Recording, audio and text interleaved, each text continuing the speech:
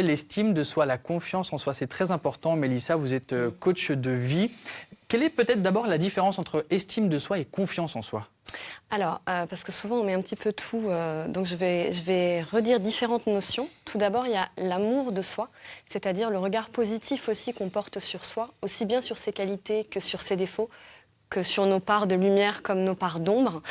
Donc ça, c'est l'amour de soi. Ensuite, il y a l'image de soi, c'est-à-dire l'image qu'on veut renvoyer aux autres et l'image que les autres nous renvoient de nous-mêmes, qui est une autre dimension. Et enfin, la confiance en soi. La confiance en soi, c'est notre capacité à pouvoir faire face à tous les challenges, tous les défis qui se présentent dans notre vie et notre capacité à transcender ça, à trouver des solutions, à pouvoir y répondre. Et en fait, l'estime de soi, c'est un mélange de ces trois définitions-là.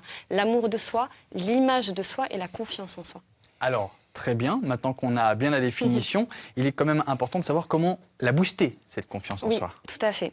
Alors, je dirais qu'il y a 4 petites pistes. La première, c'est d'abord de bien se connaître. Je parlais tout à l'heure des qualités, de défauts, d'arriver à savoir où nous en sommes, quelles sont nos 5 forces de caractère. Il paraît que nous avons 5 forces de caractère qui sont différentes à chacun et qui nous permettent de résoudre tous les problèmes qui se présentent à nous. Donc, de nous appuyer sur ces forces-là. Et aussi les valeurs, parce que ça, je trouve que c'est quelque chose d'important. Une fois qu'on sait aussi quelles sont nos valeurs qui sont importantes pour nous, alors on peut vraiment vivre en cohérence avec ça. Donc ça, c'est bien se connaître. La deuxième, c'est s'écouter.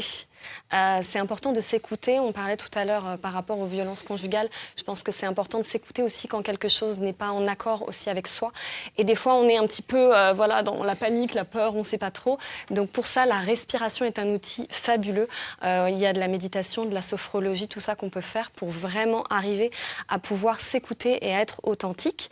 L'équanimité, qui est un mot qui souvent interpelle. Oui, on sait même pas ce que c'est. L'équanimité, c'est notre capacité justement à trouver des solutions, à se mettre en mode solution, à pouvoir faire que quelque chose qui nous arrive, on va en faire une force, on va le dépasser, on va apprendre des choses, on va peut-être aussi des fois, par exemple, on a raté un entretien d'embauche, mais à ce moment-là, on a fait une très très belle rencontre. Donc c'est aussi l'équanimité. Et enfin, le dernier point, c'est sortir de notre zone de confort. Et ça, c'est quelque chose de très important. Parce que dès qu'on sort de notre zone de confort, on expérimente des choses.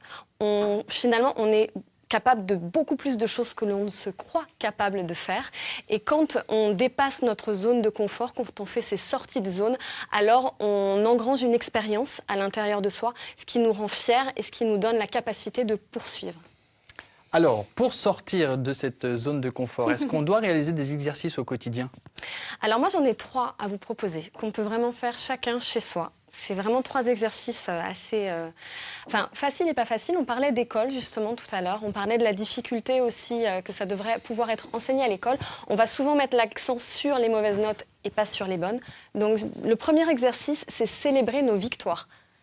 Est-ce que vous mettez chez vous, je ne sais pas, un petit pétillant ou quelque chose dans votre frigo ? Est-ce que vous avez la capacité de pouvoir célébrer ? Des fois, c'est des toutes petites choses, mais déjà de célébrer, d'apprendre à célébrer ces victoires et à les honorer.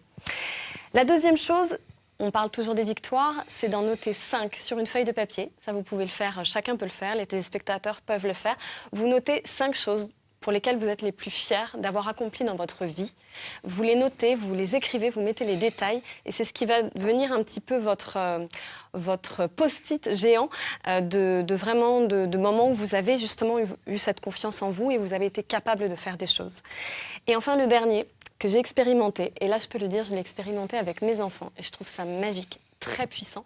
C'est François Lemay, un Québécois, qui m'a inspiré ça, de répéter cette phrase toute simple qui est « Je m'aime et je suis fière de moi ».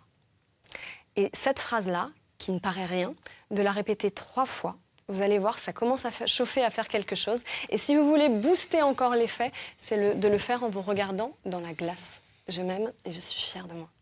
Des exercices donc à pratiquer chez vous et à revoir sur notre site internet France 3 Occitanie si vous n'avez pas eu le temps de tout noter. Sinon, vous allez sur le site, bien sûr, créé par Mélissa, rêvecréetransmet.com. Merci à toutes les deux d'être venues témoigner sur cette journée internationale donc de l'élimination des violences faites aux femmes et sur la confiance en soi. On en parle encore avec les deux futurs invités. On parlera de la laine dans un instant. On parlera de Pôle emploi, le sport qui peut être un vecteur donc d'insertion professionnelle. Ce sera dans la partie plus près de chez vous.